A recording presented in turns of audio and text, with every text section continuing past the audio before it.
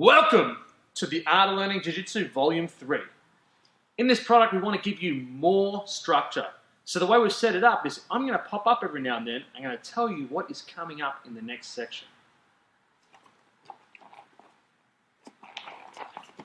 What's up, guys?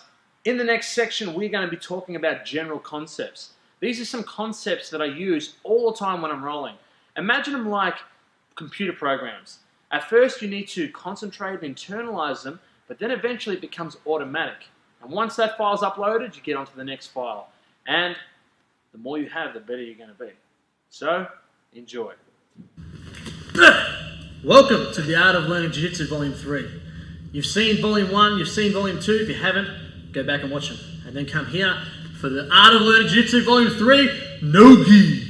I'm here with my buddy Aaron Hughes, aka Jesus. He's blessing us with his alignment, and we're going to give you the best product today. What we're going to look at is some of my best concepts, some of my ideas on no gi, and how to change the grips from gi to no gi. A lot of people get lost in gi, losing the grips, and I'm going to show you how to use no gi grips and completely dominate your opponent like Spider-Man would.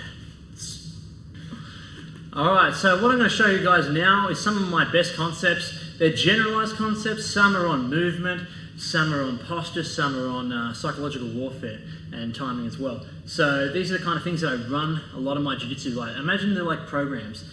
At first, you put them in, you internalize them, and then they're stuck. Once they're stuck and they're solidified, it just happens naturally. Then we can move on and add more and more. So I'm going to go over a few that should be able to help your game tremendously.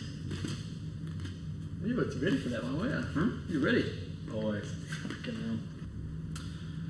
Be relaxed as possible. Okay? Not too relaxed to the point where you're making yourself vulnerable, but enough that you're not wasting energy. A massive problem with being too stiff also is that you make yourself too easy to move. If he's grabbing a hold of my hand and I'm super stiff and he goes to pull my hand, my whole body goes with him. So you can see as people will start to move one lever of yours and your whole body will come. And I do this a lot it could be from under over, I just move one part and his whole body moves, and I see these kind of things. So I know that next time I move, then I can jump in and start attacking him and sweeping him or taking him down. So when you are in these positions, if he gets a hold of my hand and he goes to move, I don't need to be stiff. I just let it go. Cool, let it go. And he goes again, that's cool, I move around.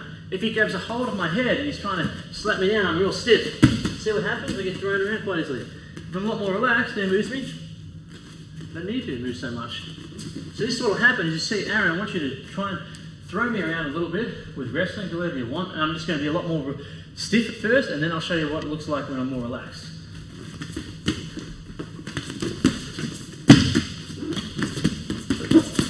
See how easy it is for him to move me around? I feel like it feels horrible for me right now because my body's stiff. Whatever he pushes, my whole body goes.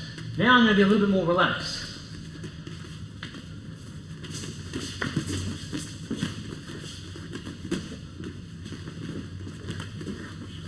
See now, he pushes my head goes this way. And I kind of feel a lot more stable, my legs feel a lot better. Now obviously you don't want to just be sitting there like Homer Simpson when he's fighting the guy, remember that? the representation of Mike Tyson. You don't want to just sit there thrown around, but I want to use as little energy as I can because I know he's going to gas a lot quicker than me, and I don't want to be a solid structure. See, he's breathing a lot right now. I don't want to be a solid structure because it's easier for him to move. So there will be times that I need to tense and attack, but it should look like a heartbeat monitor. It should be like relaxed, explode, relax, tense, relax. If you explode, tense, what's going on? You're having a heart attack. Like myself here, my friend here. So you don't want to spend too much energy, okay? Then you start losing the feeling of timing and all the deception and stuff like that. So learn to be a lot more relaxed. When I'm sitting in these positions, I'm relaxed, doesn't matter. He's holding my hand, I'm relaxed. I need to be very aware of what he's doing, which sort of plays into being relaxed, because the more relaxed I am, the more I can read on what he's doing. The more tensed he is, the more he telegraphs what he's doing, and he slows it down. It's like if I want to throw a punch, I don't go like, intense, it'll be slow, it'll be obvious. If I want to throw a punch, just bang, just relax, snap. So, similar sort of thing with when I'm wrestling, the more relaxed you are, I'm playing around, bang, the quicker it is for you to snap when you need it. If I'm super tensed, I'm here and I make it obvious, it's a lot slower, it's a lot more predictable. So be more relaxed, Feel him as well. You can't feel a heartbeat with a tensed hand. That's my own quote there. If I try and feel it like this, I'm not going to feel anything, but if I'm relaxed, I can feel that. And the idea of that is if I can feel that, then I can feel the way he's moving, okay? And you get used to that. You start becoming aware of the way people move by the muscles they contract. You ever been in bed and your partner starts loading up for a fart? And you're there and you're, hey, you better fart, weren't you? And they're like, no, what are you talking about? They're all tense. No.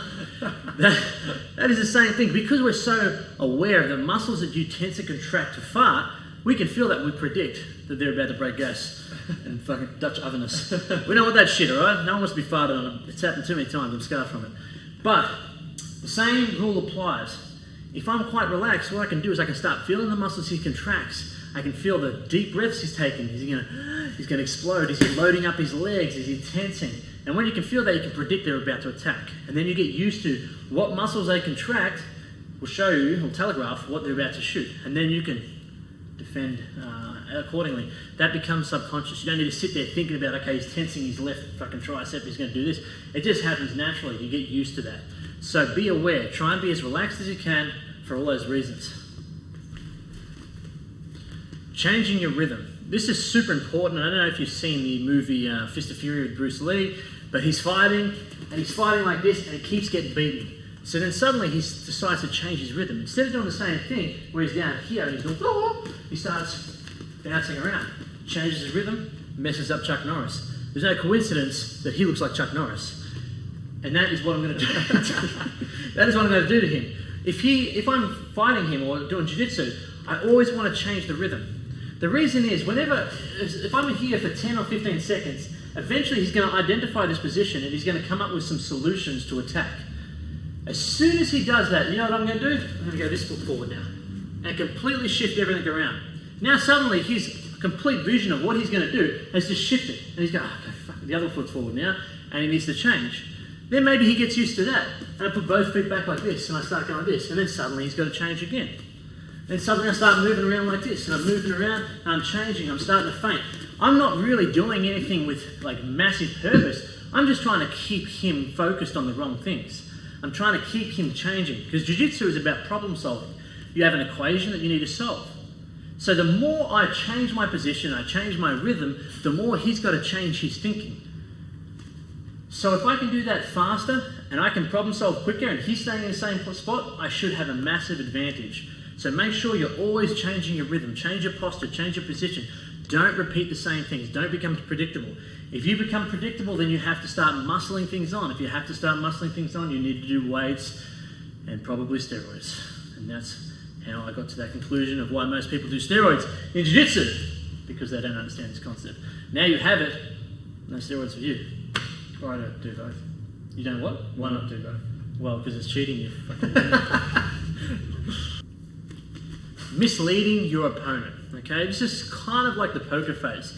If you get a good hand in poker, you don't really want to project that you've got a good hand. You're trying to give him the projection that you've got a really bad hand, so he puts more money in so that you can, take that win. I'm not a poker player, but I think you understand that analogy. Same thing in jiu-jitsu.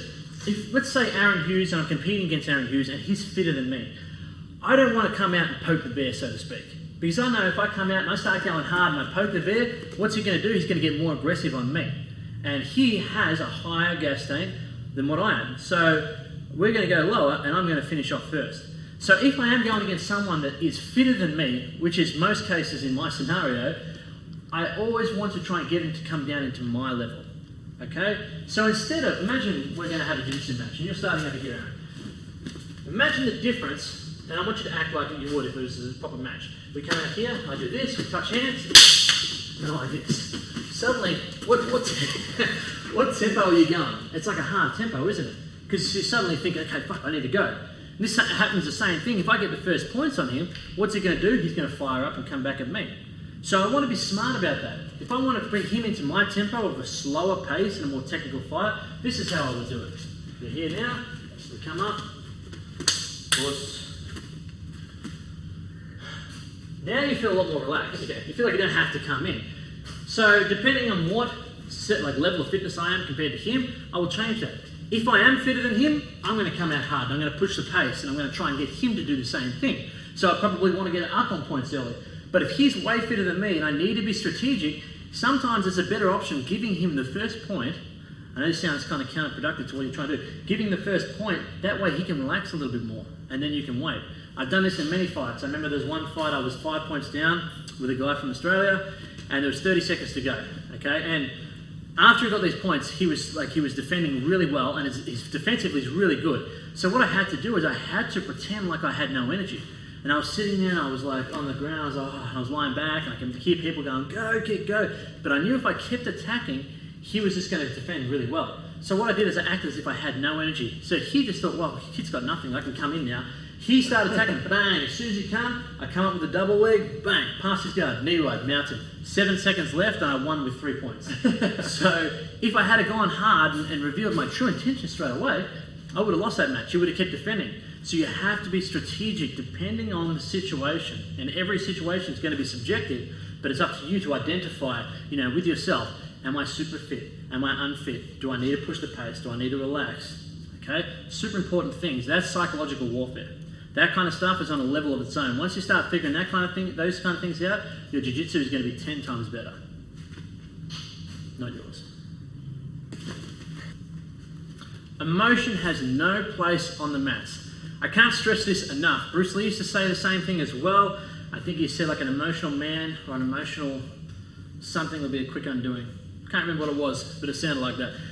The reason why I say that is when you're emotional, one, you make irrational decisions. You struggle to problem solve, you struggle to live in the moment because you're so fucking angry or you're scared or whatnot. If I'm angry with Aaron and I come into a competition, I'm no longer thinking strategically of how to beat him. I'm thinking usually, how can I hurt him? So I start doing things, intentionally to inflict pain, not just to win, but to inflict pain. And that means that if I'm angry, I'm tensing up, I'm using too much energy, I'm probably having too much adrenaline go through my system, and I'm going to run out of energy really quick. I'm going to use inefficient ways to get from A to B instead of being strategic and rational. You see people do this in relationships. I know if you're a woman out there and you're watching this, you know you've done this. You get emotional and you make these irrational decisions, and you call your guy that broke up with you 4 years ago, see another girl, and you try and get back with them. I don't know what the hell you do. But either way, guys do the same shit. Aaron's probably been there before. My cousin has. I know he sent flowers and a picture to a girl that didn't want to be with him for about 6 months, and he thought maybe she's just trying to play it, play it cool. Exactly. So don't make emotional decisions. Make rational decisions. Leave your emotion out. He is here for as much as what you are here for him, if that makes sense. What I mean by that is I cannot play this game of jiu-jitsu without him. So is he my opponent? No, he's my partner. Because basically, jiu-jitsu is a medium for two people to battle their own demons. I'm not really here battling you, I'm battling the inner demons. I'm pushing outside my comfort zone. I'm scared, I'm nervous, I'm trying to eat well, I'm training hard. I'm battling all these internal emotions to be here. And if it wasn't for him, I wouldn't be able to do the same thing. And he's doing the same thing on his end. It's not about me beating you. And if you think that is, it's complete ego bullshit, and you're going to live the rest of your life wasting your time, because it's not about that. I think Aaron will probably tell you the most about that, because he looks like Jesus. You're supposed to beat each other up. Improve your jiu-jitsu to a new level. Can we cut that right there? That's true. No, that's true. I get that. Yeah. But that's the dumbest stuff I've ever heard. No, that's good. That's good. Ego. Don't let your ego control you on the mats. There's so many different ways to say how bad your ego can be, but I'll tell you one way. There's a thing called the talent code, and what happens, especially guys that come in and jiu-jitsu comes natural to them, or let's say they're quite athletically gifted, and people start saying, oh, this guy's super talented, and it feels good to hear that, and you like hearing that, and you get attached to the idea of being talented. So then what happens is when you're training, you feel like people are watching you, and you want to impress people. So then you stop working on the areas you need to work, and you start sticking in the areas that you feel the strongest, because suddenly you're competing in training instead of learning. And not only that, you stop actually training so much because you don't want to be identified with someone that works hard. You want to be identified with someone that is talented. So the ego can take a control of you and can ruin your whole training. There's so many people you would know that, you'd hear, oh, this guy could have been anything, this guy could have been anything, but they never were. And usually it has a lot to do with that. So forget that shit. You're here at training to learn, You're a competition to battle your own demons and step outside your own comfort zone, and that's it. If you think there's more than that, or you think that winning competition or beating people in training is going to give you some kind of unbelievable satisfaction, you are completely wrong.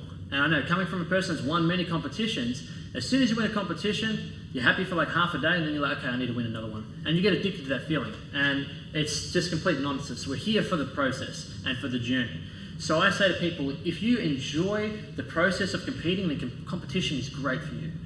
And you're stepping outside your comfort zone, so I'm always an ambassador for any of that. Anything that you're scared of that scares you and you push through is really great. But I would not suggest that letting the ego get involved in any kind of training, because it'll only stunt your growth. What do you think about that? Yeah, all the emotions come from the ego as well. So. I always do that to him. He gets scared. It's his ego. How do you start me like that? I think of fucking timing is king, and I got this foreskin in my head. Timing is king, okay? A lot of people misinterpret what timing is, and they think that timing is reaction speed, okay? You can get reaction speed through drilling, but that's not timing. Timing is deception. Timing is doing something that he least expects, okay? Now, for me to develop timing, I must understand how he's moving. For me to understand how he's moving, I've got to allow myself to read when he moves, okay? Now, a lot of people, they're so focused on what they're doing, they just coming in attack and doing the same thing over and over again, that they never stop and read your opponent. I played a lot of sports, okay? And I remember every time the preseason would come, there'd be one dude who'd come, he's fat, he's smoking, he's eating a pie on the end. He does a beat test and gets like 2.1. I'm like, man, this guy sucks. And then when game time comes, he gets like 40 fucking touches and kills everyone, because he had the ability to read the play. He wasn't so focused on running after doing his own thing. Everyone else, including myself at that stage, I'm running after the ball, like running after the ball. And he's sitting there, he's watching the ball go this way, and he stands here, and then it goes boom, gets it. And then he turns around, bomb, kicks it, and he looks like he has so much time with the ball because he can read the play. This may have come because he's completely lazy as well, and they didn't go chasing the ball and stuff. But everyone else got sucked into that. They were so focused on what they were doing that they weren't reading the play.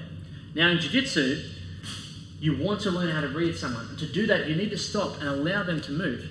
Okay, I always say this analogy, you can't win a game of chess without letting them move first. So in that situation, what I like to do is I like to come in, and I'll get a position, and then I'll wait for him to do something. And then maybe he goes, and then I go. And now he goes again. And now I go. Okay? And you see what happens. Basically he's moving his pawn, I'm moving mine, maybe he moves his bishop. Whatever happens, I'm trying to win this match of exchanges, but I'm allowing him to move, because after a while I'm going to just develop a really good understanding of what people are most likely to do. If I can do that, I can predict them, and then I can start using timing. I'll give you an example of this, is with the arm drag. I know what I want to do with the arm drag, and I want to get here, but to do this here mechanically myself and pull his arm down, I'm giving him too many warning signs of what I'm trying to achieve. So what I like to do is I like to grab his wrist, and I put my wrist here, and I let him grab mine, and I try and pull like I'm trying to get away, and I'm getting him to do exactly what I wanted before. I'm in this position, I can let this arm go anytime I want, grab here, pull him, go towards his back. So that is what timing is. It's understanding how someone moves, and to do that you need to stop and allow them to move. Learn how people react. If you can do that, you can have a huge advantage, and you can start setting things up and setting traps up for them. That's two. It's easy, man. Is this your good side? Is this why you always stand on this side? No, I don't Because know. you've told me you have a good side. You've shown me like a picture of your split face, where you're like, see how this Yeah, I side's wouldn't better. know which one it is. Ah. I'm so used to, you know what I think it is? I sleep on this side, and I feel like I'm right-handed. I don't know, this way does seem awkward for me. Like this way feels way more comfortable. I don't know, I never really thought of that. But because I started that way, I'm also just keeping it on the same side instead of it going. Drilling versus concepts. Now, a lot of people misinterpret what I mean by no drilling, or that I don't believe in drilling.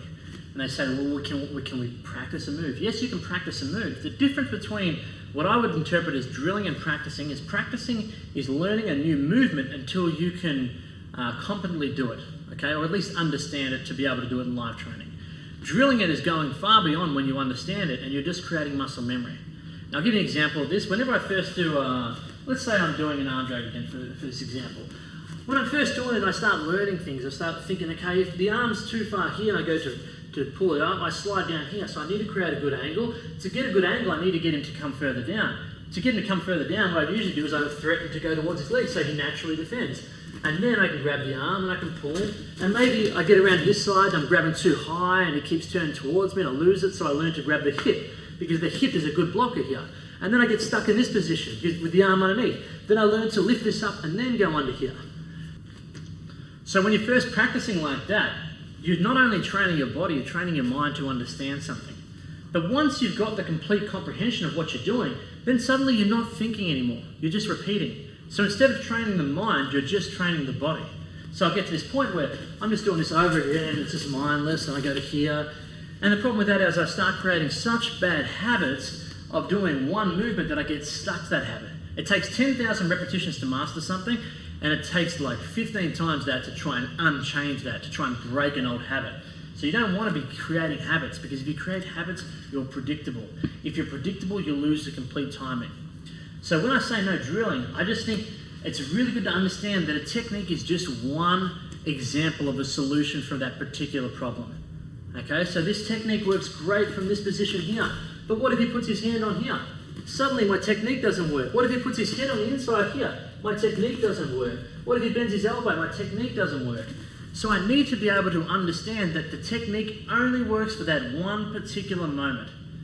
What is more important than that, just that technique, is understanding why that technique works. What am I actually doing? What is the mechanics of that? Okay, so the mechanics of that is I need to get to anyone's back, I need to get around their arms. Okay? If he's standing here, just come your arms to the side, I can walk around the back quite easily. Thank you. But his arms are the problem. If I go to walk around his head and he puts his arm out, I get blocked. And this is what we're trying to do here. We're trying to go to his back. So I know for me to get to his back, I need to get around this arm. So the whole idea of getting this arm straight is because I can get a really good bite of it here. Okay? The reason why I'm trying to get him to bend further down is to get this angle here. If he starts standing right up now, look at the angle. It's going to slide straight off as I'm trying to pull down. To get him down, I move my head down, so I'm getting this angle here. The good thing about this also is his weight is leaning forward, meaning if I pull him forward, he falls forward. If his legs were like really far forward and his weight's normal, I pull him forward, doesn't move much. Okay? So I understand the mechanics of this and why I'm using that. So then I can start using that in different ways. Maybe I can have grips here, I can move this way and go around the back. You know, maybe I can do a different position here where I lift this up to here, go towards the back. Either way, you start becoming creative on how to get there. And understanding why something works is the concept behind that. So that's what I try and concentrate on the concepts, because the concepts never change. The application of the technique will always change. Concepts never do. So if you can concentrate more on the concept and look at techniques more as example solutions, you're going to free yourself up to do far better in jiu-jitsu than what you were previously. I always imagine it's a roadmap, okay? And you start down here, and up here is a submission, okay? When you first learn a couple of techniques, you get a technique here, here, here, here, and you get a way to go there. The more you practice that, the bigger your road gets, the faster you can drive on that. And then suddenly you want different ideas because you become predictable here, so you get a different one. And what happens is soon your map, from your beginning to your destination, looks like a road map of different roads. So you have different roads, different techniques to get there. I'm saying forget about all that crap, get a massive forward drive and go wherever the hell you want to get to your destination. Be creative. You're going to hit potholes, you're going to run over wombats and all these kind of things, you're going to have flat tires, but you're going to learn from those experiences. That's what trial and error is. And that's why it's so much better to discover a technique than to be taught it. To be taught it is just the tip of the iceberg, showing the application of it, but understanding why and what you need to avoid and all the different fundamentals is the iceberg itself.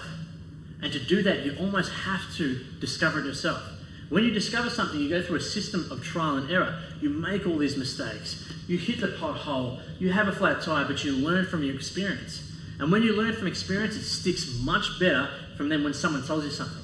If someone says, don't touch a hot frying pan because it's hot, it's like, okay, whatever. But if you touch that damn frying pan and burn yourself, you're going to remember that forever. So discovering your own technique through understanding concepts is going to be far greater than just practicing a technique and drilling it over and over again. Hey! Practice it and then specific training live. Yes. Yeah. So that's what I would do. I would get a new technique, practice it, understand it, but try and understand the why, then put it into live training. Okay? The sooner you can get into live training, the better. Techniques are like training wheels. Okay? And unless you want to be an adult driving around with a bike with training wheels, I sure as hell don't. Get them off as quick as you can, get in there and become the free roller.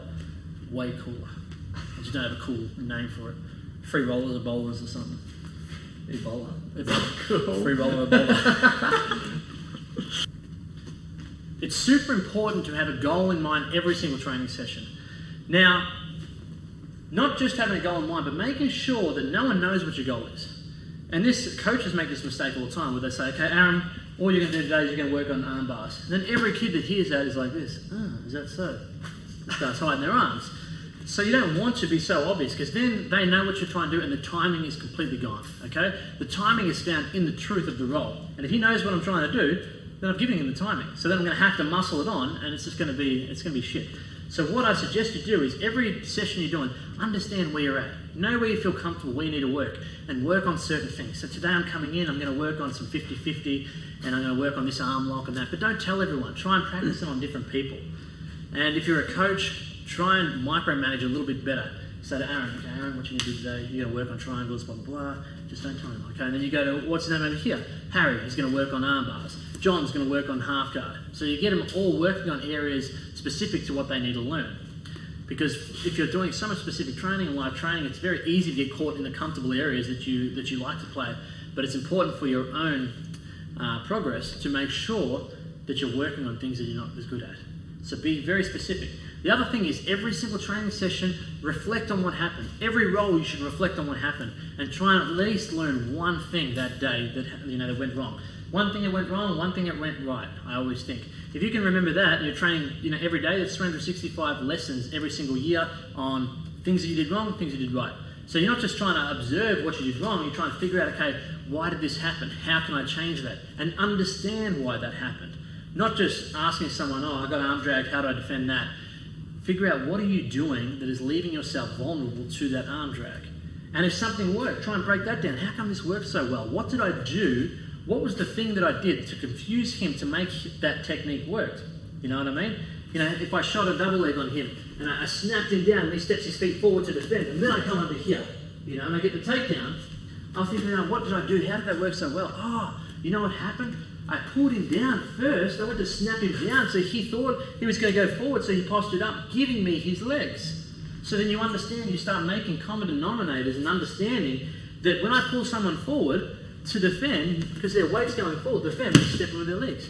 So if I want to attack their legs now, I know that by pulling forward, he's going to bring his legs forward. And then I start reversing that. I think, if I want to attack his upper body, how can I get him to lean forward? I fake for the legs and he leans forward. Or we're here and I kick one leg, he steps off, and then I guillotine him. So you start making an understanding of jiu-jitsu just by reflecting on what happened. So instead of finishing a roll and just sitting on the edge and looking at other people, think, okay, what happened there? What went wrong? How can I break that down? If you do that every single day, you're going to become your own teacher and your progression is going to go through the roof. You thought I was going to throw a punch, didn't you? Yeah. Because I was.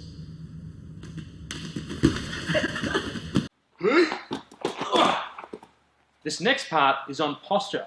How to develop proper posture when passing, how to develop proper posture when using a seated guard, and how to defend once your opponent has pushed you back from guard and you are playing an open guard.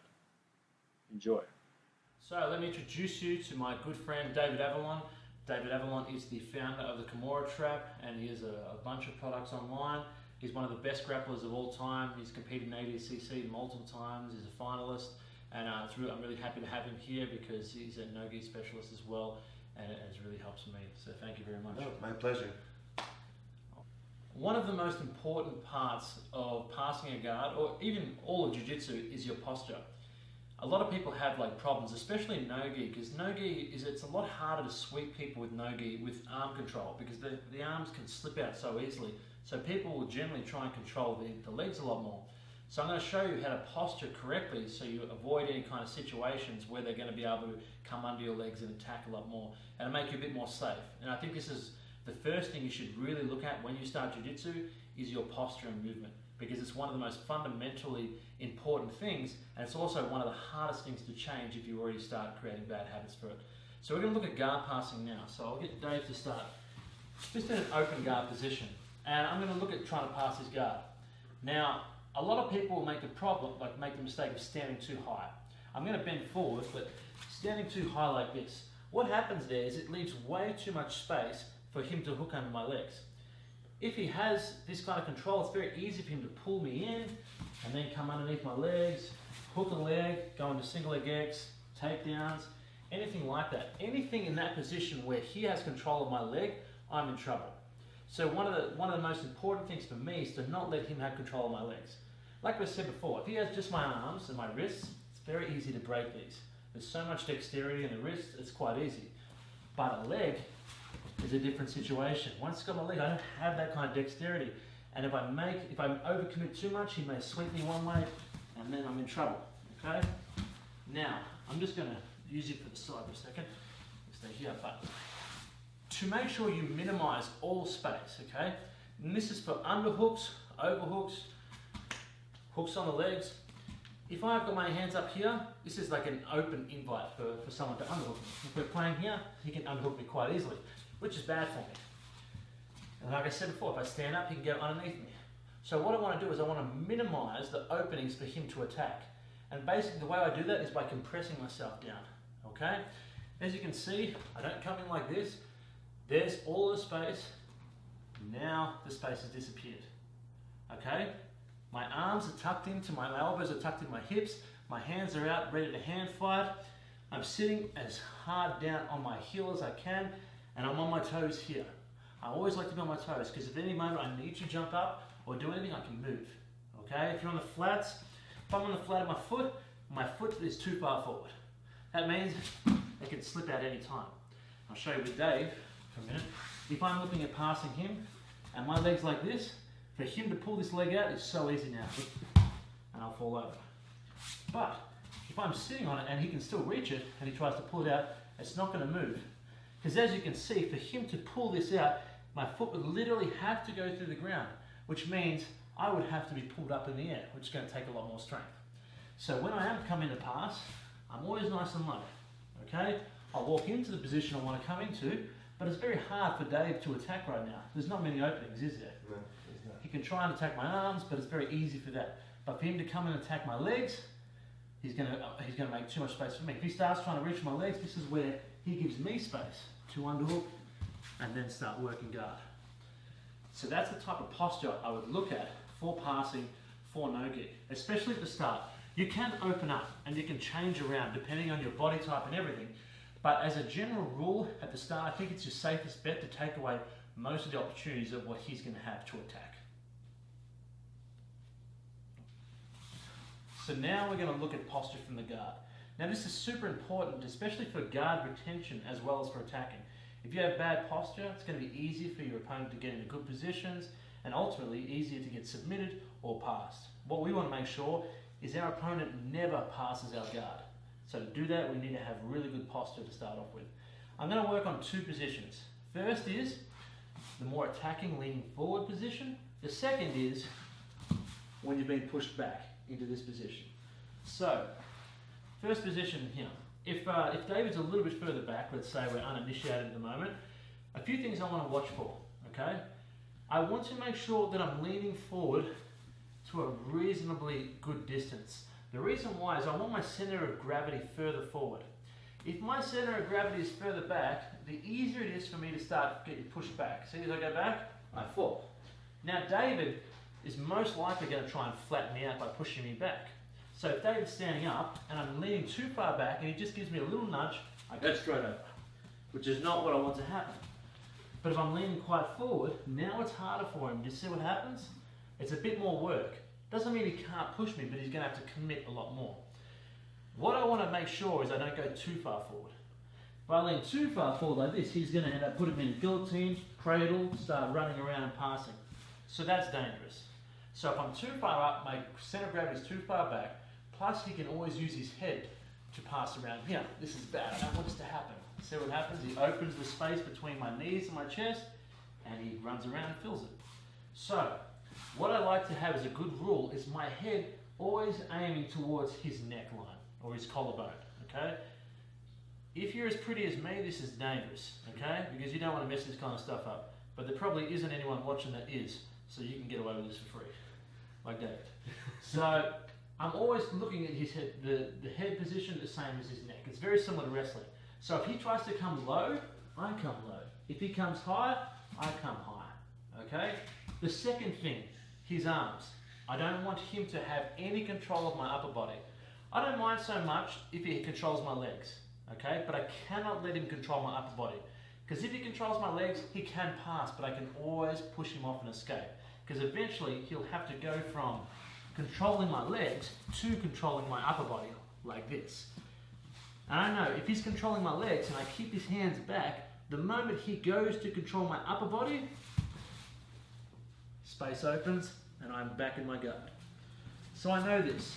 So I don't want to give him control of my upper body straight away. If he gets a good overhook or underhook, anything here, and he likes to pass, and now he starts running around, now I can't push him off. I'm stuck. So hand fighting. Hand fighting is so important, and I call it like advanced framing, but it's the same sort of thing. So when I'm here, I'm always hand fighting. I want control. It can be on the hands sometimes, you'll see this kind of stuff, but I just basically don't want him to have control of my upper body. A lot of time I just put it on the biceps here. So I know that if I've got this on the biceps, he can't control my upper body, he can't reach that far. And now if he starts trying to flatten me out with his head, I bring my head here. And he's going to try and push me back, and it's very hard for him. See what happens, you'll get this kind of battle here. Okay, and if you get the opportunity, this is where you can start attacking for arm drags coming up, stuff like that. But you just got to make sure, like I said earlier, not too far down here, because you'll get guillotined and he'll run around. And he'll give you a pinched nerve in the back, and you won't feel your fingers like me at the moment. And I don't want to be too high because it's easy for them to flatten me up. And now I'm in trouble, okay? So that is the main sort of thing I look at in terms of posture. And the reason why it's so effective is because in no-gi, you're going to have a much better chance of attacking someone, whether it's sweep or submission, through attacking his legs than what I am from attacking while I'm lying back, or attacking his arms, sorry.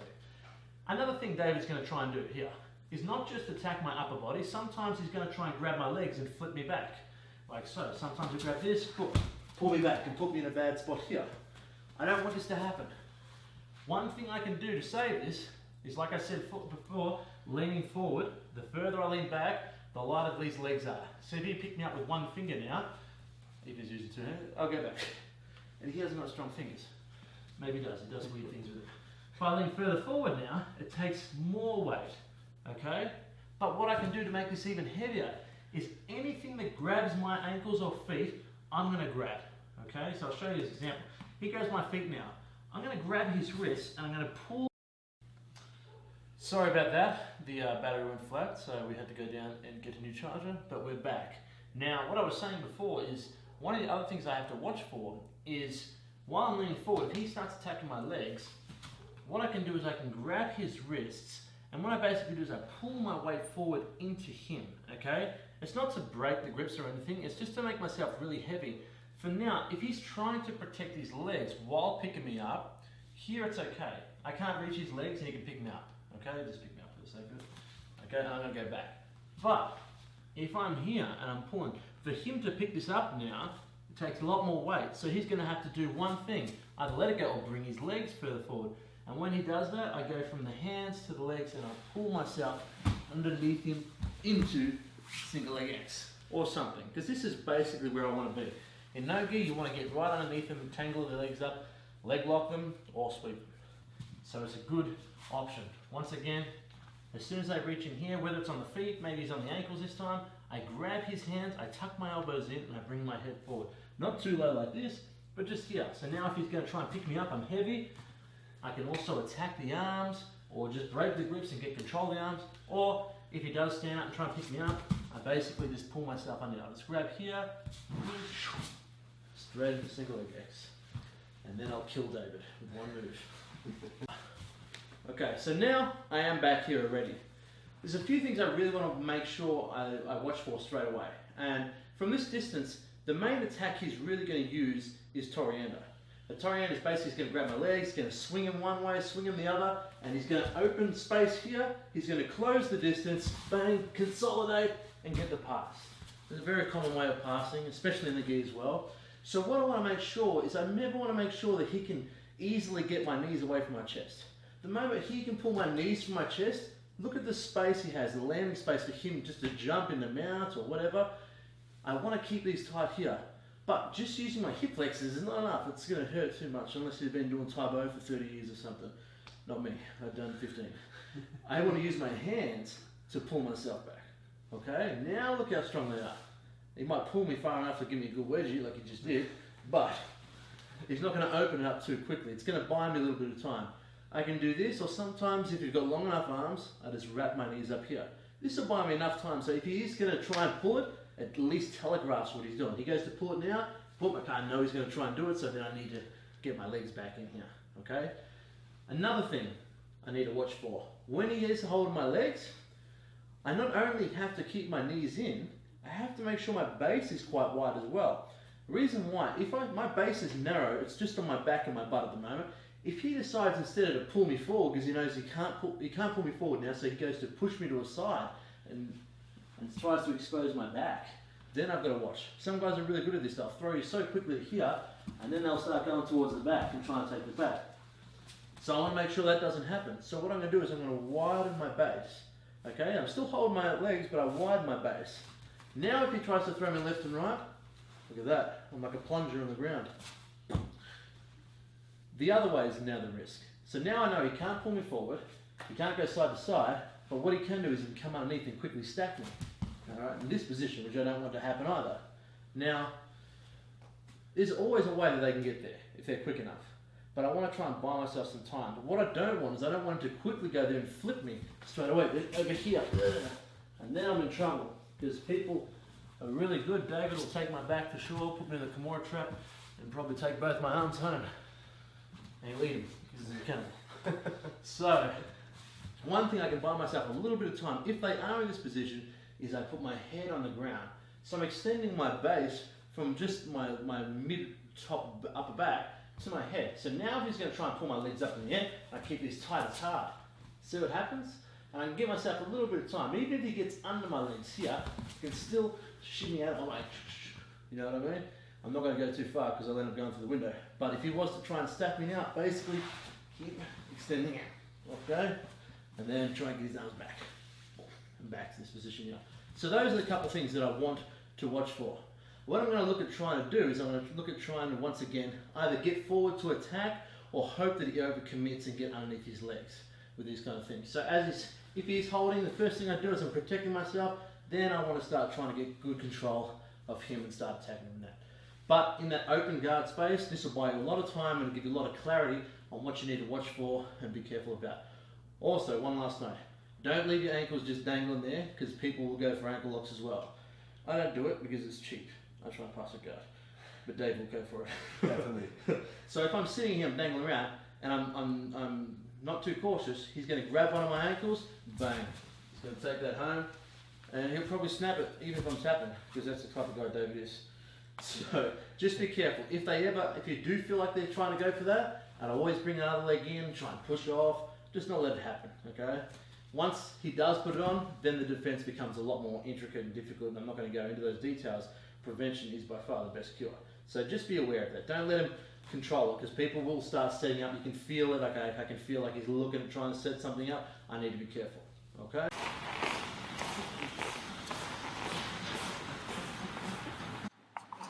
The next section is going to be on grips from butterfly guard. Grips are so important. So many people go from gi jiu-jitsu into no gi jiu-jitsu and have no idea how to make grips. And this is going to help you.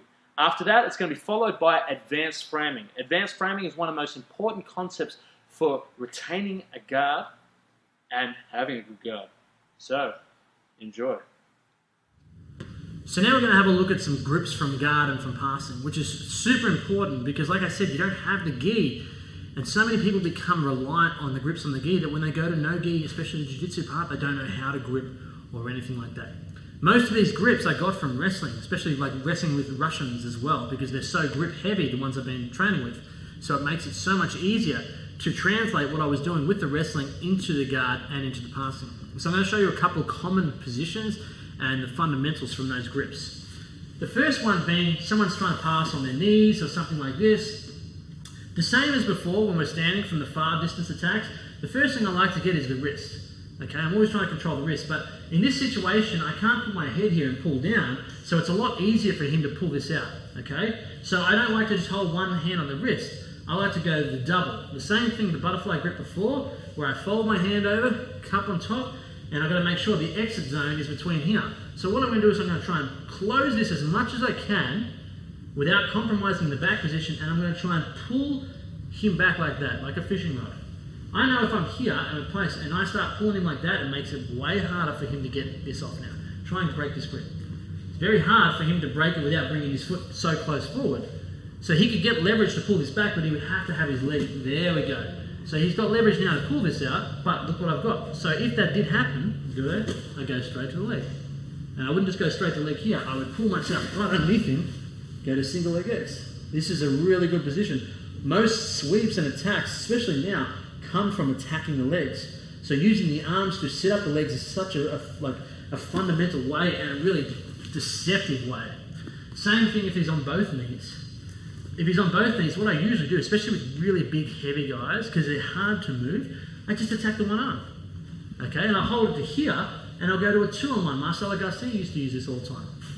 The good thing about this is you can't have a 2-on-1 like this so easily, because if he's going to pull it out, especially slippery, it's a really bad angle.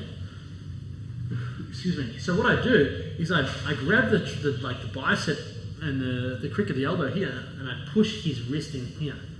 Now if he's going to pull, this holds it nice and tight. Okay, you see that I've changed the angle, so this becomes a really good lever, and I'm just pushing this here.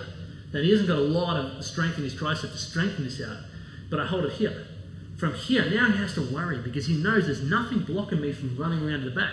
If he stayed here, I would literally just go straight to the back here.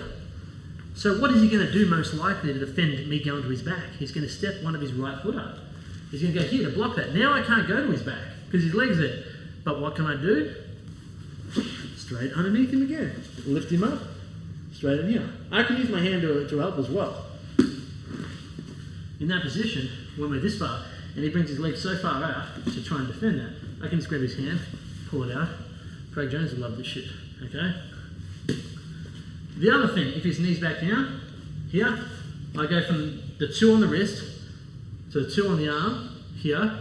I can also quite easily pull this across and switch to an arm drag. Okay, straight here.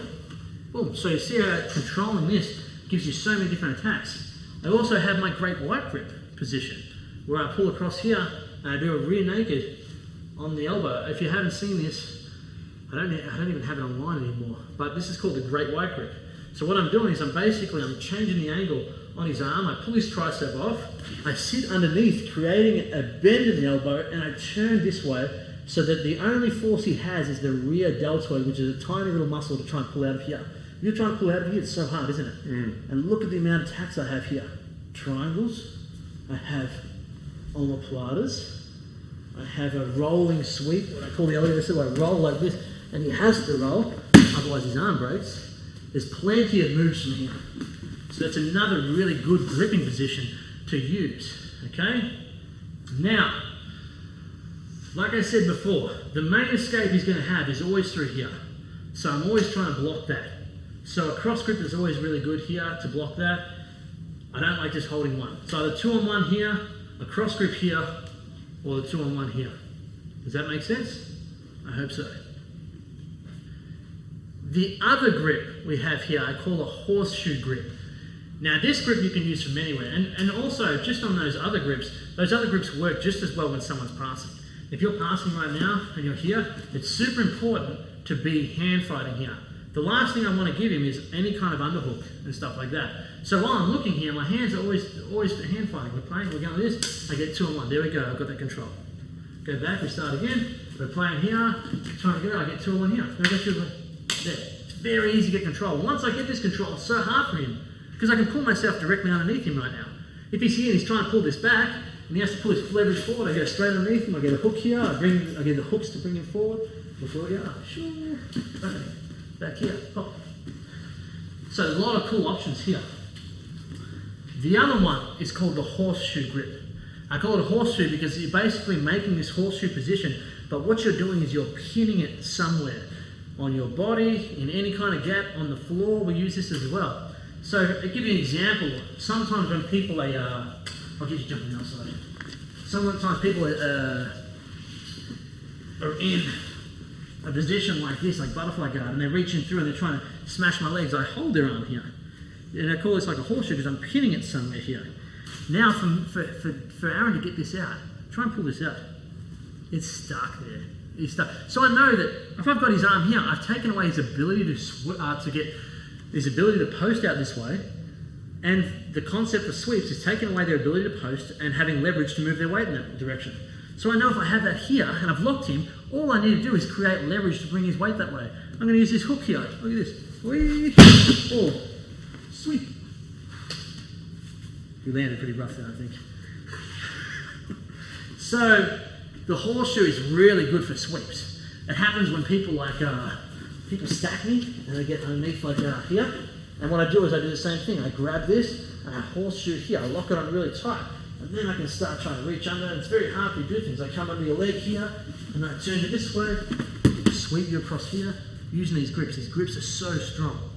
Another position you see them from is passing. If you're here, and your guard's coming over here, second guard's here, what I'll do a lot when I'm passing is I'll pin hands like this. Exact same thing. Can you see this? With grip right here. Now try and get this arm back. Man, it's so strong. I wouldn't do both because my arms aren't long enough, but some people like Craig's got super long arms, you can literally pin both. But either way, this is such a good position to hold you here. If we're in like a half guard position and stuff, I'll use the same thing here. Lock this nice and tight. Takes away your ability to turtle, takes away your ability to use this arm. Even if you have an underhook right now, there's nothing you can do while I keep this arm. Try and do something with this underhook. Thank you. Let it go past. So you can see you can use this to dominate so many different positions by just always trying to pin it in a certain way. This is what I call the horseshoe grip. And you can be super creative with that and find many positions to use that in. But basically, they're the main grips I kind of use. And I use the ones from standing and as well as like in my guard.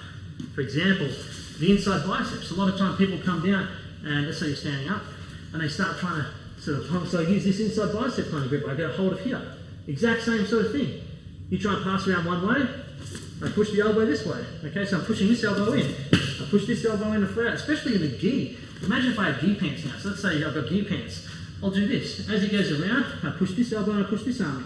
If it goes the other way, I do the opposite. You see what I mean? It exposes so much. Try and run around while I'm doing this kind of stuff. And see the head position as well.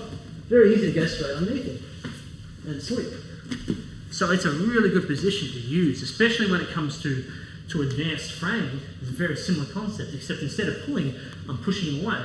If he's trying to pass and using his advance, I'm always blocking these arms, these biceps, which looks exactly like, let me just stand up, if we can follow me up here, this position. So I can grab this and I can pull straight down, do the same thing. We're playing now. You start trying to pass and do your thing. I've followed it in for ages. Yeah, well, he just sneezed on me. That's the weirdest pass I've ever seen in my life. That's a new one I've been working on. Try and pass. So I can use this to pull him over the top, get a hold. It's a really cool position. See what I mean? Because remember, you're always trying to tie the arms up to get under the legs. People are smart. People don't usually just walk over the top of you. They're going to try and set up things with their arms. Now we're going to set up the sweeps. To get a sweep from anywhere, you need three things. You need to remove his ability to post. You need to have his weight and a leverage point. Now, I'm going to show you what I mean by that. If he is in any position, let's say he's a frame, taking away his post, okay, let's say we take this post. So now I've taken away his ability to post in this direction, okay? I haven't taken away his ability to post in any other direction. So if I was to take him this way, it would make no sense, or this way, or this way. But if I can take him this way, somehow generate the weight and leverage, I'm going to get the sweep. Now, having the weight just means I can move his body in that direction, okay? If I have his arm and I can't move his body weight in this direction, this is pointless. I'm going to have to try to do something else. I can arm drag and come to the back, but I'm not going to be able to sweep him this way. So what I need to do is I need to concentrate on having that post, also having that weight. Now, the weight isn't always enough. Sometimes you're going to need a leverage point. Now what I'm going to use my right foot, I'm going to push it up through his butt as a hook and generate leverage from the ground. So I've got his weight, I've got his post, now this one bit of leverage is what's going to finish it. I'm going to show you a couple examples of this. Another great example I like to use is a very defensive and it's a very sneaky one, is when they're passing and they've collapsed the legs. So what I do is I make sure that I always protect this back arm here. I don't want him to have that, because the moment he has this, I have nothing stopping him from like controlling my upper body. At the moment, this is stopping him. He can grab around my back and stuff, but I'm framing using my armpit and my shoulder here to stop him from going any further. This arm will also try and stop this a little bit as well. What I'm going to do is I'm going to capture this bottom arm, okay? That's his post. See the post that he's already given me here? I'm going to capture that by sitting on top of it. I'm going to use my arm to pull his weight, and I'm going to use my feet as leverage points. So what I'll do is I'll fall back here, I'll pull his weight, and I'll kick him up the leverage point here, turn towards him, and take the sweep. Another example would be, let's say he's stack past me, okay? And I'm stuck here. This is not a good position, but I can use this to recover. I can use this concept to recover. I'm going to keep this arm here, okay? This is going to be his post. I keep this here. Now what I'm doing is I'm using a grip, like it's like a horseshoe grip, okay? And the horseshoe grip's only strong if I've got something blocked against it, okay? I'm using my thigh as a blocker. So now if David's trying to get rid of this, it's not going to happen. It's a very strong grip. I use this a lot in different positions. Now what I'm going to do is I'm going to bank on his ability to try and stack me. He's putting pressure on me. I'm going to come under with my right arm under his back leg here, okay? I'm going to turn my hips and I'm going to use my own weight to bring him forward, okay? So I've taken away his ability to post here. I'm taking his weight with my legs, and then last but not least, I use my hand to push him this way. I get to here, I turn, and pin him. So you can see it doesn't matter what position you're in. If you follow this concept, you're going to sweep anyone. And this is exactly what I do. At first, it took a little bit of thinking. I was trying to figure out, okay, if I take his post, where's his post, his weight. But after a while, I got better and better and better at doing it. Now I'm going to go a little bit further. And if you're keeping up right now, I advise you go a little bit further and think about the strategy and reasoning why I'm doing this. Now, having that concept's not enough, because the timing is what's the important thing. And the timing is just deception. Okay, if you're doing something that I don't see coming, that's good timing. If he knows I'm going to do something, I'm probably not going to get it. Now, for most sweeps, you do need to take away his post, okay, his ability to post. But I try not to do that first. The reason is, if I take away his post first, it's going to send a signal straight to him. Okay, if I'm sitting here and I straight away grab Dave's arm, straight away what's he going to do? He's going to try and pull it back. Okay, if he can't pull it back, he's going to try and get his weight further back because he doesn't want to get swept this way. It's too telegraphic. Okay, you're telling your opponent what you're trying to do. So if I know a certain sweep I want to pull off, I'm going to try and set up the weight and leverage first. Okay, let's say it's a butterfly sweep, okay, which is this here. Now, I'm not going to grab this yet, because I know if I grab this, he's going to know straight away that I'm trying to sweep him. He's going to defend accordingly. So what I like to do is I like to get the underhook, I like to keep my hook, but I just sort of sit in a position like this. So I've got the two out of three things, but I don't have the post. So if I was to try and sweep him now, he would just post out, and this wouldn't work. But I don't want to give him that now. I don't want him to let him know what I'm trying to do. I'm going to try and sit here until I can get this by catching it, okay? I can either quickly trap it myself, or I can try and set him up to do something. A lot of time I sit here and I try and bait him into going for a crossface. So he goes bang, and then what's he done? He's given me his post himself. He's forgotten that I have the hook, I have his weight, Now I just lock this for 2 seconds and I sweep. If he didn't give me the crossface, then I would try and hunt it. But I would try and catch it off guard. It'd be for a split second. Boom. 1 split second is all you need for a sweep. The longer I have his post for, the more opportunity I'm giving him of defending it. So, any position I'm in, this is what I'm always looking for. I'm always trying to keep some kind of hooks happening because I have the leverage, and I'm always trying to have some kind of weight. I don't like him just sitting back and me sitting back. I don't have anything. So I'm trying to come up, I'm trying to work underhooks, overhooks, grip control. I'm trying to keep his weight with me. And then when the moment's right, I'm going to try and figure out how to sweep him. And this becomes quicker and quicker. It becomes like subconscious. And before you know it, you don't even need to think. It just happens. Okay? Okay, so a massive difference between obviously in the gi and no gi when it comes to guard is the grips. You don't have the ability to get grips of the gi. So you need to be really creative with the grips, and it also makes it quite easy to defend grips as well. Like when he's passing, it makes it a lot easier for me to defend what he's grabbing because he doesn't have as good a purchase because we don't have clothes. So this works in my favor. The first thing I talk about, I call it advanced framing. The reason why this is so important, I find, because people will always concentrate on passing the legs, okay? Generally, we'll always focus on passing the legs, which isn't hard to do. It's not hard to pass on his legs, but it's hard to finish, okay? As I touched on before when we were talking about the postures and stuff like that, movement, it's very easy to pass my legs. It's another thing for him to connect to my upper body, because the moment he goes to connect to my upper body now, he's going to have to let go of some of his control. So now he goes to grab me, and straight away, I get my control back. I can show you a multitude of examples for this. For example, if he's hugging my hips like this, sometimes what I'll do is I'll hold his biceps back here. And I know, okay, he's got my legs now, but he can't pass still until he gets control of me. He could run past my legs, but he's not going to control me. I might roll and take him with me. I may risk the fact that my back's getting taken, but I'm not going to give him that guard pass. Okay? We go back to here for a second. So one of the things I always watch for is I think, okay, I'm going to hold his arms back. The moment one of them moves, I'm going to get something back. Okay? And it's usually my legs. So he's sitting here, he's looking, he starts maybe stepping over to start passing, and now he goes to change grip. As soon as that opens, what happens? He lets go of this control here, and I get this back. And now, I'm back in my guard. This will happen a multitude of times. Okay, so you don't need to worry so much about them attacking your legs. Worry more about them attacking your upper body. So one of the things I'm always watching for when someone's passing is making sure they don't get underhooks. Okay, or head control or anything. So I don't sit here, and I like to sit on this side. I don't sit there with my arm up, because what's he going to do straight away? Bang, pummeling underhook. Once he gets an underhook, he has good control of my upper body. That means if he does pass, it's going to be much harder for me to get him off than what it would be if he didn't have that. I don't like to have this. I'm always trying to protect this.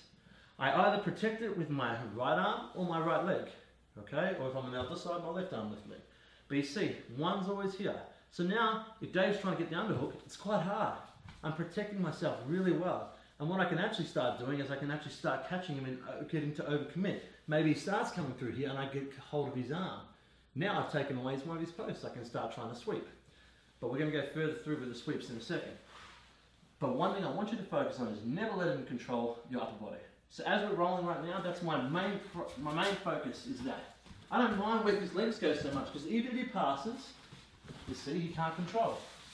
And this is where I catch a lot of people off, because I get them to overcommit. I get them to rush past without having any upper body control, and then I'll sweep them or come up. But this is why I want you to look at things. See, he's passed, right? He's passed, but he hasn't got control of me. So what happens? Straight to his back. We'll go to sleep. And this will happen in all different areas. So this is what you'll see a lot with me work my guard. A lot of this kind of stuff. And I'm making sure that he just doesn't have control of me. A lot of grip fighting. If he starts trying to get upper body control, I'm trying to push him off. Push him off. Don't let him have that. Okay? For him to pass without having that, it's going to be very difficult. Now, I don't suggest you just go completely defensive.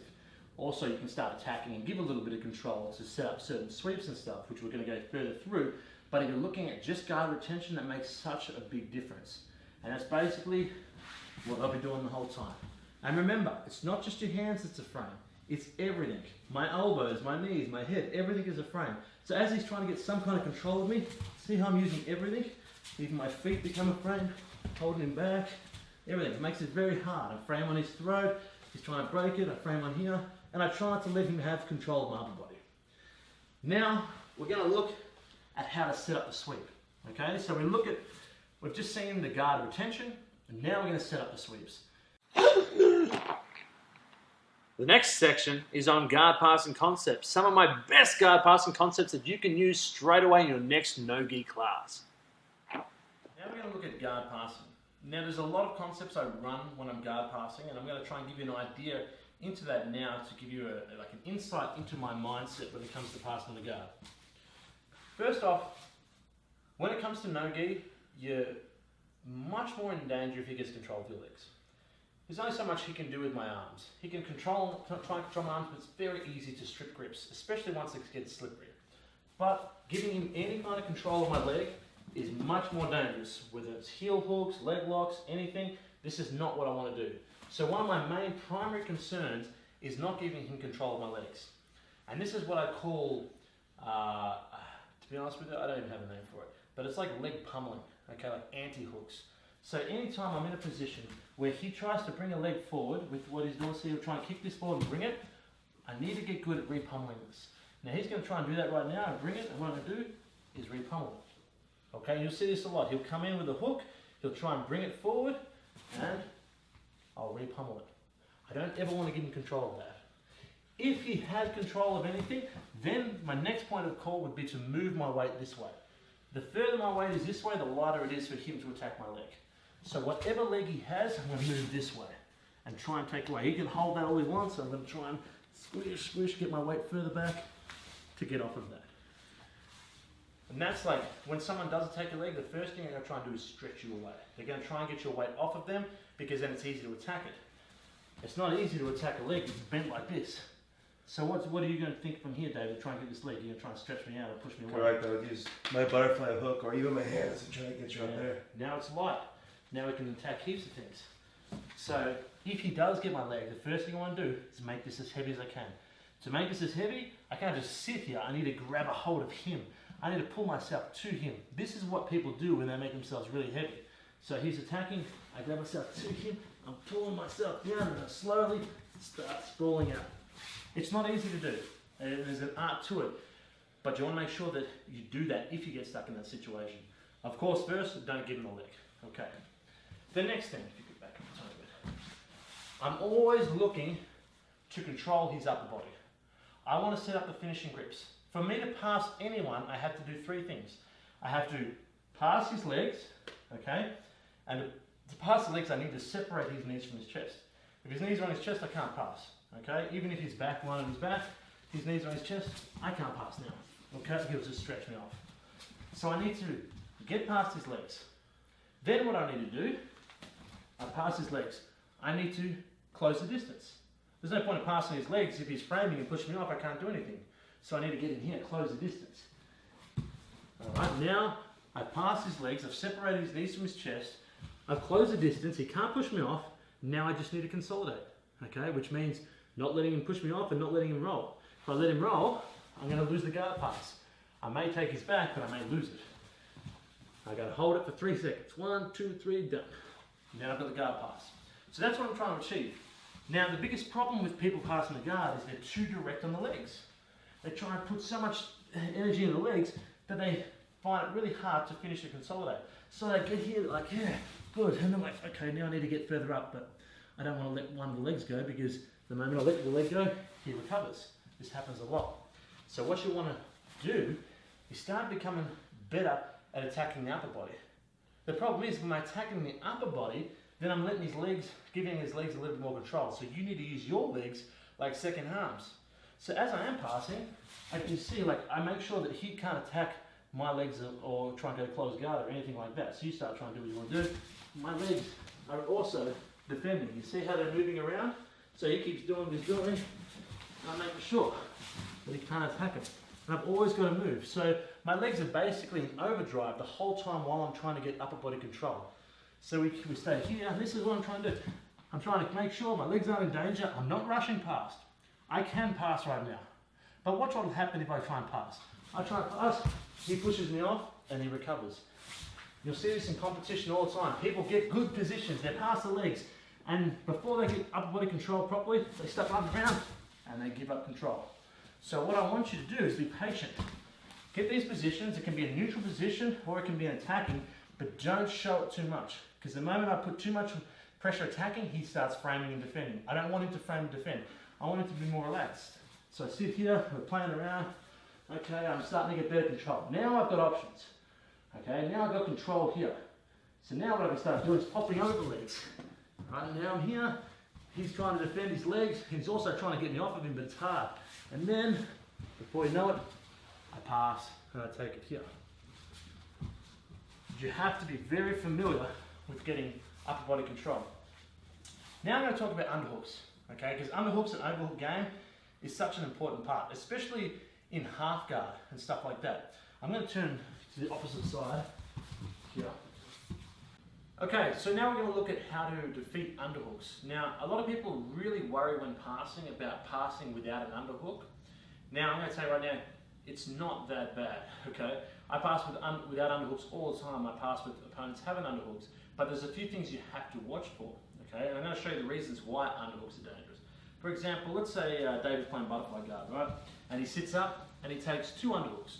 Now, the biggest threat for me here is either him standing up and having double underhooks on me and taking me down, or him going to my back, okay? And the going to the back is the biggest threat while passing. So a lot of people will start shimmying and start trying to attack towards the back here, which can be a lot of danger. You obviously don't want that to happen. So one of the things I always do is I always try and try to get my butt as far back as I can. I'm going to turn this on the side here and show you what that looks like. Because the closer my butt is here, the easier it is for him to push me up in the air and start maybe coming under a leg or something like that. So I want to have my butt as far back as I can. Now if he tries to push me up, it's harder for him to get leverage. I don't put my legs far enough back so he can go to close guard. He might try and go to close guard and try and keep my legs in here. If he can push them out, he'll put me in close guard, which I don't want. So I make sure my butt's back, but my knees don't go back. Don't do this. This is weird, okay? You're going to get in a lot of trouble. So, like here, okay? And my arms are ready to base. The moment he starts trying to go to one side on me, what I'm going to do is I'm going to put my thumb in his armpit, okay? So let's say you start trying to come around to the side or this side, okay? I'm just going to turn so we can see. So he's trying to come up to this side now. The first thing I do is I wedge my thumb in his armpit. Why would I do this is because for his underhook to be effective, he has to have my weight up here, okay? The underhook is useless if my weight's down here. See, he has an underhook now, he can't use it. So what this thumb does is it basically acts as a chock for me to push my weight further back, okay? So this is what will happen. I get the underhook, he's trying to pull me up, I'm trying to push myself back down. So this will buy me some time. Now what I want to watch is, I don't want him to start coming up. Okay, because some people will still have this and they'll start trying to look for a stand-up. This is not what I want to happen, okay? Now, if I turn David this way, even from half guard, the biggest threat for him coming up is this bottom arm. Watch what he does when he starts coming up. Yeah, see he come up and posted on that arm. So if I go back, and I know, okay, he's got the underhook, I lost that battle, maybe even I can't even get the thumb in. My next point of call is to stop him from sucking this arm out. Now I can do it by pinning his wrist here, so now if he tries to come up, he can't get up. I can overhook his arm, lock it in my armpit here sometimes, and it makes it hard. And a lot of time I'll use this to pass, because he'll start really trying to come up now, and I pass around to here. But he can try and come up now, but it's so hard because I still have his arm. All I need to do is push him back a little bit, and I take this here. So the bottom arm is a super important thing. This is why when I'm passing half guard or knee cut positions, if I can get it over here, I'm always looking at controlling the bottom arm. I don't care so much about that. I'll let them have this just so I can get this.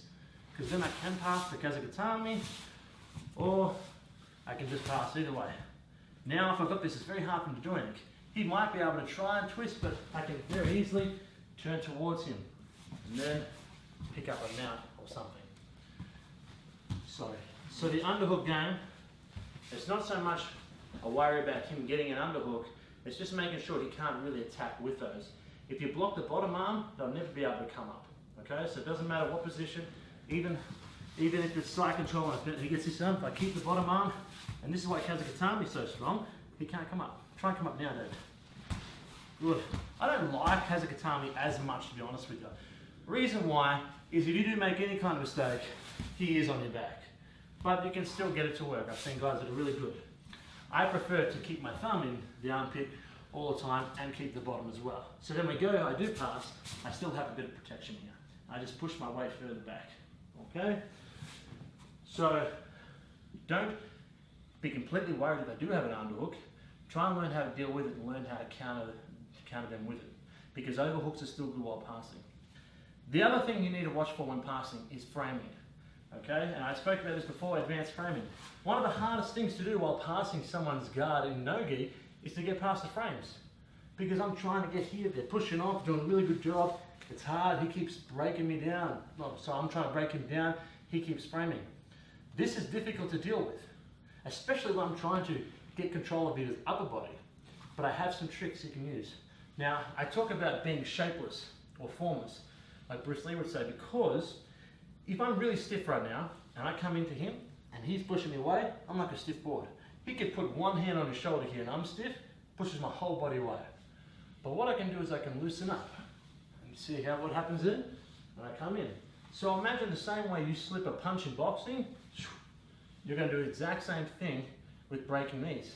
So when I'm trying to pass, yes, I'm going to hold my hands tight, but watch my upper body's going to become very soft and limber. So you frame now. See how it comes very soft, and I start slowly getting through. It's a really good way to slowly start slipping through certain gaps. Okay, you see I'm slowly getting further and further through. Nick Gregoriadis calls it climbing the ladder when you're passing. Because the first thing you do is you get past the feet. Because if you don't get past the feet, he can stretch you out. I can't even get anywhere. I just sit here like this. So I want to get past the feet. Then I want to start getting past the knees. Now I'm higher, I get control of the upper body, and then it's going to get further and further. So it may be first down here, and I'm low, and then I start getting further up here, and then I get further, then I pass. But his framing is to completely counter that. So I need to be good at breaking down frames. So I do that kind of stuff. Another good way to break down the frame on the throat is by using my shoulder. Okay, my throat versus his frame, not going to work.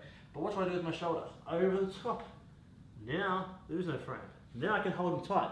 And like I said, now I climb the ladder. He's going to try and push me off, but don't let him get any closer.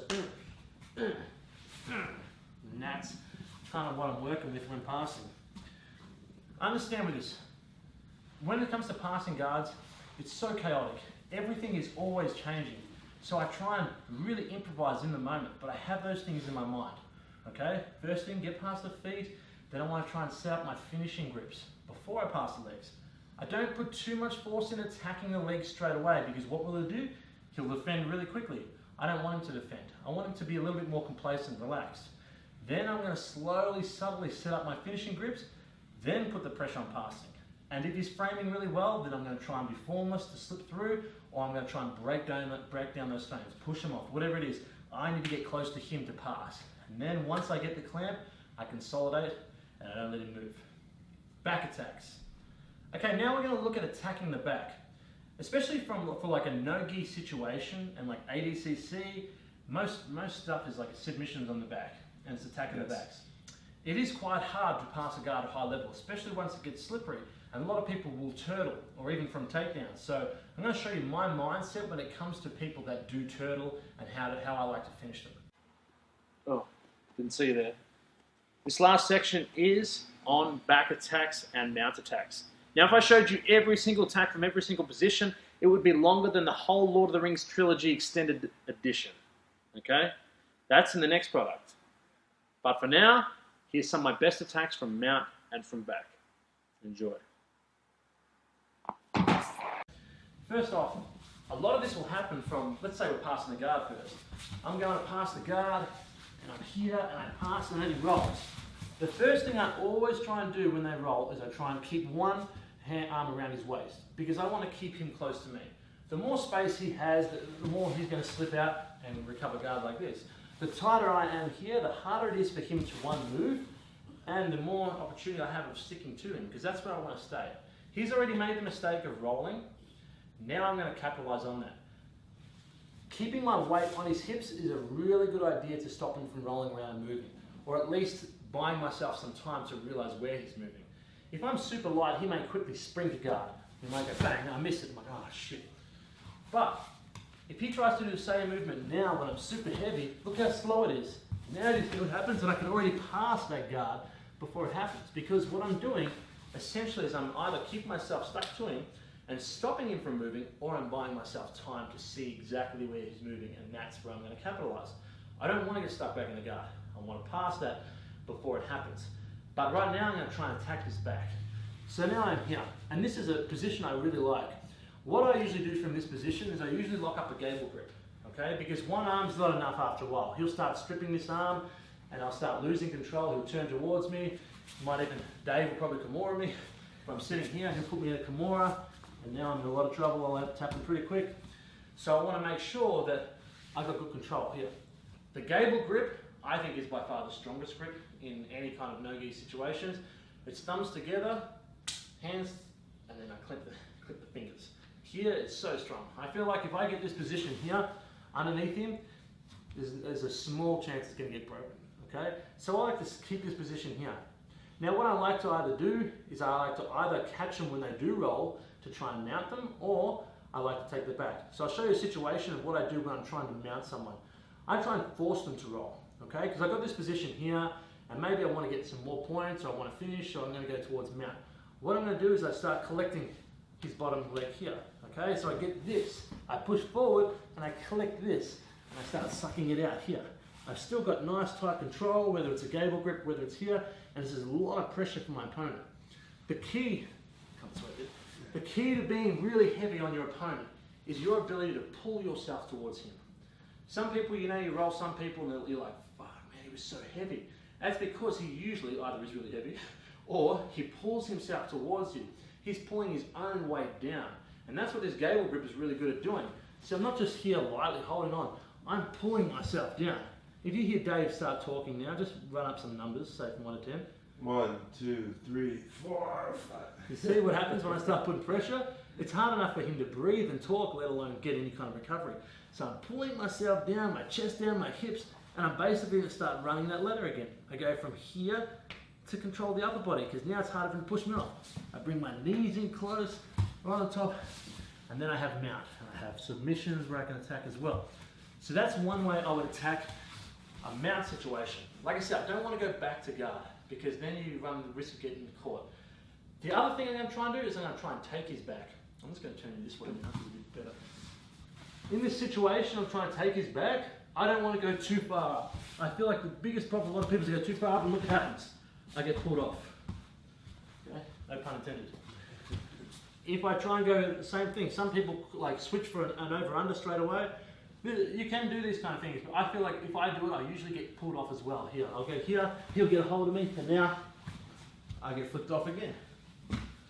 So I like to have my weight further back on his hips. I like to be nice and low here. Now I'm looking for any kind of space to get a hook in. A lot of time I'll just sit here nice and strong and I'll wait for him to do something. And I keep a lot of pressure, and a lot of time they'll start moving up. They'll start to see what happens here, he moved up. And what's he created? Space here. So that's what I'm going to capitalize on. I keep my weight here, I wait. I can be patient, especially if I'm up on points.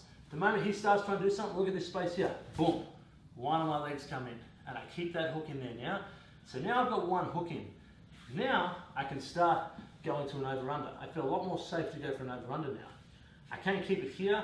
The problem is if I keep it low and I roll towards the back, a lot of people will start crawling themselves off and I start losing it. So then I have to stop him from rolling any further towards me with his hook, and I have to try and come up to a side control or something. And I don't want to miss that back opportunity.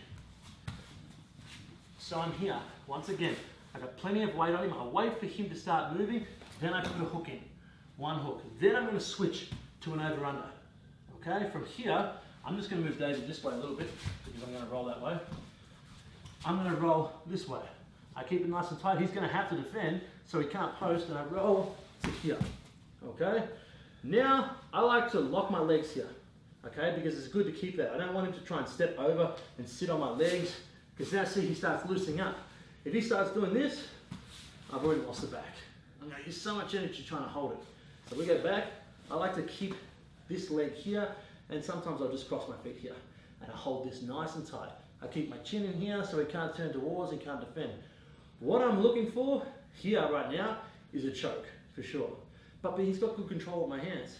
So there's a lot of hand fighting that goes on here. I know Dave showed me a lot of stuff with picking up Kimuras and stuff like that, and how to hold it. But I'm trying to choke right now. So that is an option. Going to try and get control of the Kimura and then go to choke, but this arm is what's bothering me. And I'll be really patient here. Even if my arm's free and he tucks his chin in, I don't like trying to choke for me because it's just too predictable. He knows exactly what I'm doing. So what I try and do is I try and get him to concentrate on my bottom hook a lot of the time. So I'll start moving him around, start trying to put in that. He's concentrating on blocking this, and then I'm going to start looking at trying to get a choke. The moment he lets this arm go on anything or just forgets it is exactly where, boom, I'm going to come straight under and lock this choke. But it's not that simple. It doesn't always happen. So there's a lot of fighting here. Okay, it might be stripping the hands here, locking around, trying to get this choke, and this is something you have to play with a lot. But regardless, you're on the back, you're keeping it nice and tight, he's not going to escape. Sometimes if I get this Kimura grip, and they're super strong, like he's got a grip here and he's just not letting me get the choke, then I'll start looking at transitioning. Maybe I'll start looking at transitioning for an arm lock or something. So if we're here, what I'll do is I'll hold his wrist here, I'll pull this arm back and switch it to here. Sometimes I can just weave it over the top, but sometimes he might have his head really heavy, he kind of feels that, so I'm like, okay, I can't weave that. I'm going to grab it with this arm, pull this back, and now switch it to here. Now he's not just doesn't have to just worry about getting choked, he has to worry about getting an arm locked, he has to worry about getting wrist locked, stuff like that. And I can also come up to a head arm choke if I want as well. So I like to play with this kind of stuff and keep this control. From here, I would basically start pushing him off my bottom leg, because now I can come up to this position here. I've got good control here. Dave would say that this is good, I hope, since he's the Kimura man. Yeah. And I make sure that, one detail that Dave went over, is I make sure that I fold my hands further over. That way it's not just on my fingers, otherwise he can break these grips. Okay, so I fold my hands further over. Now I'm not going to show you a whole combination of what you can do with the Kimura, because you can go to the set of Kimura trap, he's going to show you much better than what I can, and you can see all the details on that. But you can see the opportunities from this. So from here, I might step over the top, bang, put him in a Kimura. I might go for an arm lock, but I've got good control of it. And even if I miss any of this stuff, I can always still go straight back to some kind of guard, some kind of back attack, sorry. There's so many opportunities from here, but I want to stick to him. I never want him to recover. And I'm always waiting to see what he does. Depending on how he escapes, he might go this way, so I might start attacking here. I might pick up a triangle, I might switch to an arm lock. He might be tight holding this. You know, there's so many different things. I might switch to anything. It doesn't matter, I can keep going. I think I just spat on David. I missed him, but you see the opportunities are everywhere. But I like to, for nogi, make sure you don't go too far up and get slid off, nice and tight. Keep the hooks in and then wait for the opportunity to get those finishes. And if it's not, switch to different positions. Okay? Mount attacks.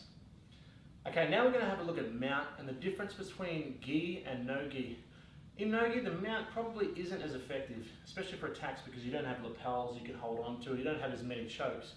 But it's still important to realize how to control yourself from up on top of that and how to transition from there. So I'm going to go to this position here. Let's say I'm on mount from Dave. The first thing I want to make sure is that my mount's stable and strong. Okay? A few things I have to watch for, a few of his escapes. One might be a buck and roll. He might buck me here, or let's say that you buck me here, and collects an arm and rolls. So, anytime they collect one arm, let's say he bucks me, he's got my arm, I move my weight away from there. It's the opposite to my sweeping algorithm before, the sweeping concept. If he has my arm, he has taken my ability weight to post that way, I have to have my weight over here. Now if you try and take it that way, it's not going to happen. So anytime he has control of any of my posts, I move my weight the opposite. Let's say he tries to do exactly what he did before, where he bumps me up and tries to push my hips off. If I stay here, he's going to have that. So what I need to do is when he goes to do that, I need to lock my feet. here. So I lock my feet like a little closed guard. Now he tries to push me off, it's hard. I'm stuck on him. Okay? The other main escape is he turns to the side and tries to push one of my feet back in half guard and collects the foot here. For this defense, what I need to do is I need to put my butt further back. I need to stop him from doing that. So he can turn on his side now and I push my butt further back. You see, I push my weight through the ground and now try and collect that. My weight is now on his hip, on his thighs, so he can't collect this leg. Even if it's there, he can have it there, he can't collect it because my weight's there. So those are the three things I do. If he takes my post away to try and buck and roll, I move my weight this way. If he tries to push my hips away, I lock my legs. If he tries to collect it, I put my leg on my butt further back. If I do those three things, I feel like I can stay there quite stably. Now, for finishes, you can go online, you can check a whole heap of finishes. Most of the stuff I do is I try and take the back. I'll sit here and I'll try and force a Kimura situation to where he has to start defending and he turns to the side and then I'll start taking his back. He'll go to here, I'll switch to an over-under, pull him to the side, headbutt the wall, and take his back. I don't do a lot of finishes from here because it gets slippery and it's hard, but there is a lot of good finishes. I tend to try and go for the back. If you can get the back, you've got a much better chance of finishing than what you have from the mount. But some finishes you do, of course, Americana. Would you do Kimuras from the mount? It's tricky to do Kimura from the mount. I could lock it up, but then I'm gonna have to go to side control or something like that to get a good So what you're finish. saying is, from here it's hard to be to finish, but if I go from here to side control or something, I put weight here, Yeah. now I can finish. Other things would be any kind of wrist lock you can get, cool, or head arm chokes. The problem is, when you're in mount, it's so obvious they're in a strong threat that they're going to be very tight and defend. They might be sitting here. If he's defending his arms, he tucks his elbows in. A lot of time I start attacking the throat because then he's going to defend that and the elbows come up. So these are opportunities that you can start attacking on, okay? So you can play around with that. If you want to attack the arms, if I'm ever want to attack the arms with anything, I always go to the neck. Because what happens is he protects the neck, the elbows come up. Then I can start pushing that up. Like I said before, I might push it up to here for an arm lock. I switch on top of it, start going for an arm lock. Or if he's protecting his arms, like here, then I'll start putting pressure on for the throat. I've tapped people out by just holding their shoulders and dropping my weight and my forearm across their throat. So I always go back and forth. If I try and expose the arms, I attack the neck. If I'm trying to expose the neck, I attack the arms. But ultimately, I prefer to go to the back. So even from here, I'd much further start going towards the back, roll him, collect his upper body, and take the back. Okay, first off, I'd like to thank David for helping me out with filming this. You can check out David's stuff. You can explain online. Yeah, you could visit my blog, which is davidavelin.com, or you could visit my famous Kimura Trap at kimuratrap.com. Guys, thank you for watching this product. I really hope you enjoyed it. Please give me your feedback on this. Your feedback is gold and it can help me with new products that are coming in every month. While filming this product, we had so much information filmed on grip fighting that we've decided to bring that into a new product that'll be completely on no-gi gripping. A lot of us go from gi jiu-jitsu into no-gi and have no idea how to grip and how to break grip. So that'll be a complete product on its own that's coming soon. Otherwise, thank you so much for purchasing this product. Thank you so much for watching. Please tell your friends about it and tell your friends about me.